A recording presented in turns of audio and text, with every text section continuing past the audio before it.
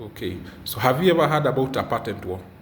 So that's the question I'd want to linger in your mind as we discuss the content of today's video. So we'll be discussing a patent war that's ongoing, a kind of patent war that involves two financial technology companies. One that is more commonly known as commonly known because it's Safaricom, and the other one it's called Kibo Capital. So Safaricom and Kibo Capital are fighting a war over a particular invention. The invention in question is called the M-PESA Bill Manager, or rather, as we understand it, to the M-PESA Bill Manager that was developed by Safaricom. So to help you understand the context, I'll get a bit, I'll take you a bit back. So in the year 2017, according to what is being recorded, the company called Kibo Capital developed an electronic means of recording payments and verifying payments and sending receipts for electronic and digital payments. So that's Kibo Capital. So after developing the invention in 2017, they registered it as a utility model. So what is a utility model, as I mentioned in one of the other videos, is a type of patent that is more easier to get, has less protections, and also protects you protects your invention for a shorter period of time. So after getting that so they are registering the utility model with KIPI. KIPI stands for the Kenya Industrial Property Institute. They approached Safaricom. Ideally, I don't understand. I'm not certain about the context, but maybe to pitch the idea to Safaricom for them to implement it and pay them a certain portion of money for that particular to implement the idea.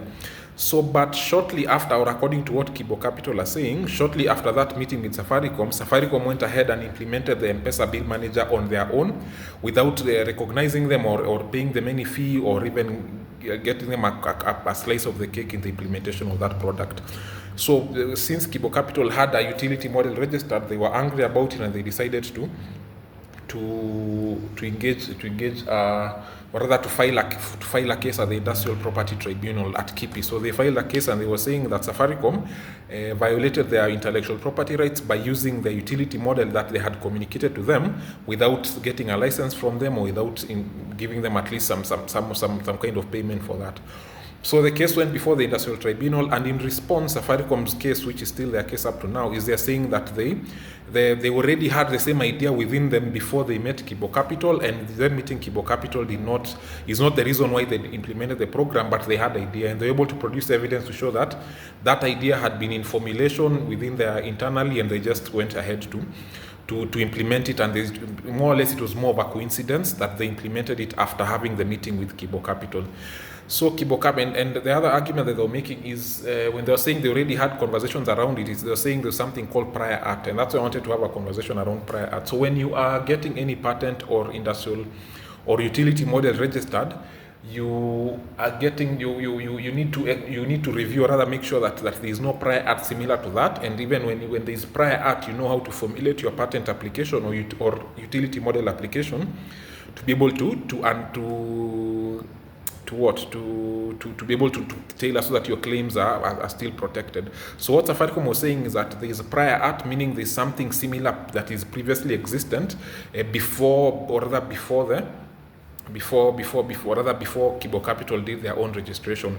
So the fight went to the tribunal, and the tribunal sided with Safaricom. They said, of course, there was prior art, and also they said that because what Kibo Capital protected is not necessarily called the M-PESA Bill Manager, it's something similar to that, but they were saying there are not a lot of similarities between what Safaricom implemented and what the four utility models, because there were the four utility models that Kibo Capital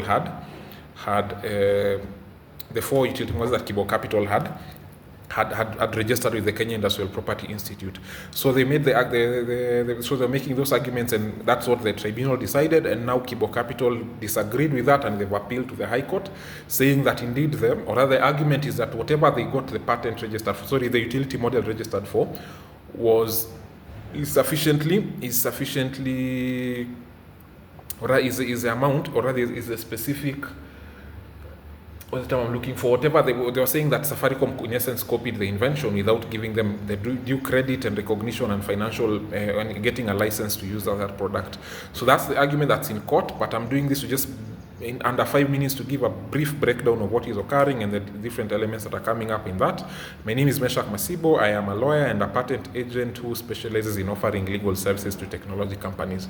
Thank you for listening.